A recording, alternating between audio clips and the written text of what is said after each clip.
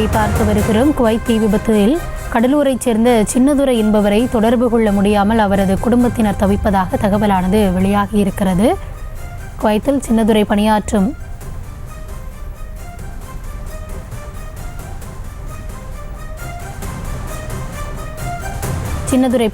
நிறுவனம் முறையான தகவலை இது தொடர்பாக அளிக்கவில்லை எனவும் புகாரானது எழுந்திருக்கிறது. அது குறித்த தகவலை பார்த்து வருகிறோம்.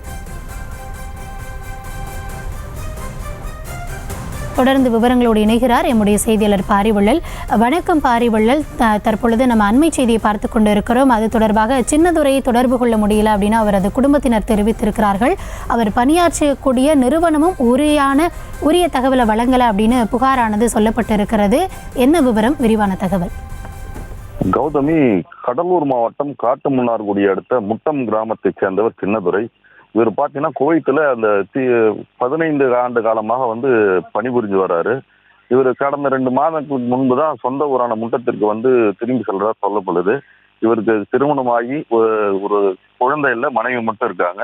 இந்த குவைத்தில் ஏற்பட்ட தீ விபத்துல இவர் காணவில்லை என்ற ஒரு தகவல் குடும்பத்திற்கு வந்திருக்கு. இவங்களும் அவர் தனது கணவருடன் தொலைபேசியில் தொடர்பு கொள்ளத்துக்கு முயற்சி செய்யறாங்க. அந்த சரியான லைன் கிடைக்கல.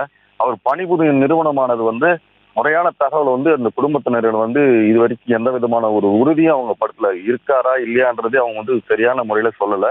இந்தியன் எம்பசிலையும் தொடர்பு கொண்ட போது அவங்களும் இந்த தகவலை தான் சொல்றாங்க. உறுதிப்படுத்த முடியாத ஒரு சூழ்நிலையில குடும்பத்தார் ஒரு குழப்பமான சூழ்நிலையில தனது கணவருக்கு என்ன நேர்ந்தது என்று தெரியாத ஒரு கவலையிலேயே அந்த பகுதி கிராமம் முழுவதும் அந்த கிராம மக்கள் இப்ப தற்சமயம் இருந்திருக்காங்க.